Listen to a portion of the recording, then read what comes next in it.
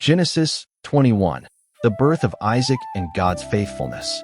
After many years of waiting, God fulfilled his promise to Abraham and Sarah by giving them a son, Isaac, despite their old age.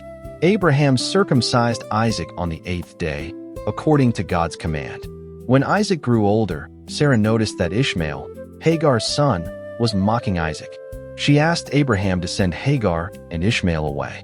Although Abraham was deeply troubled, God assured him that his covenant would continue through Isaac, while also promising to bless Ishmael and make him into a great nation.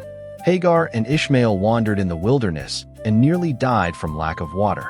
However, God heard their cries and showed Hagar a well, saving their lives.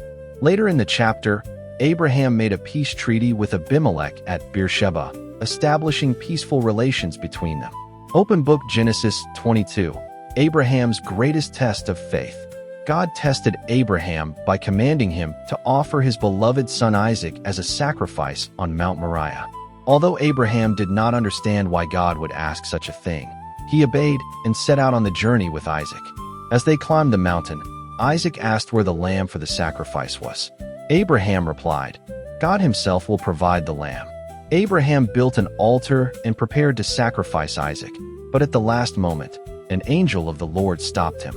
God had seen Abraham's faith and obedience. Abraham then found a ram caught in a bush and offered it as a sacrifice instead of his son.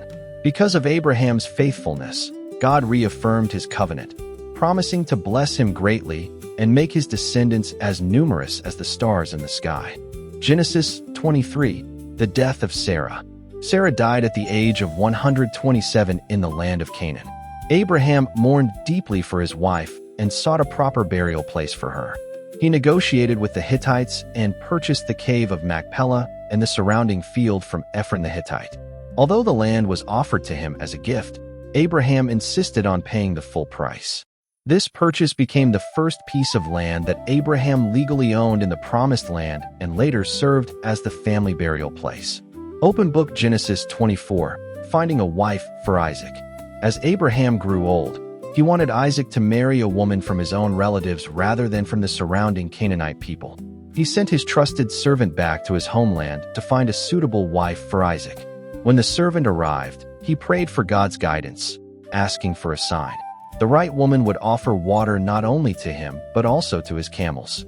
Soon afterward, Rebekah appeared and did exactly that.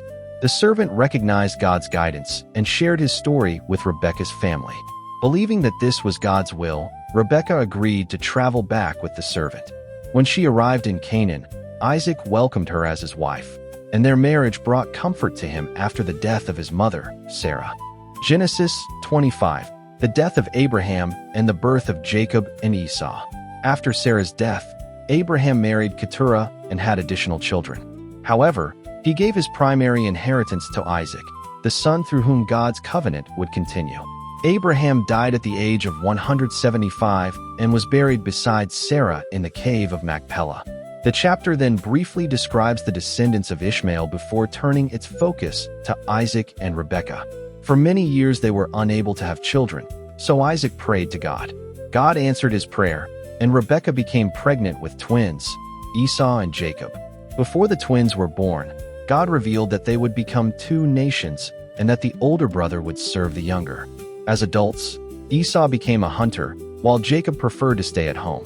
One day, Esau returned from hunting extremely hungry and sold his birthright to Jacob in exchange for a bowl of stew, showing that he did not value the special privileges he had inherited. Sparkle's key lessons from Genesis 21 to 25. God always keeps his promises, even when fulfillment seems impossible. Faith and obedience are central to a relationship with God. God provides for those who trust him.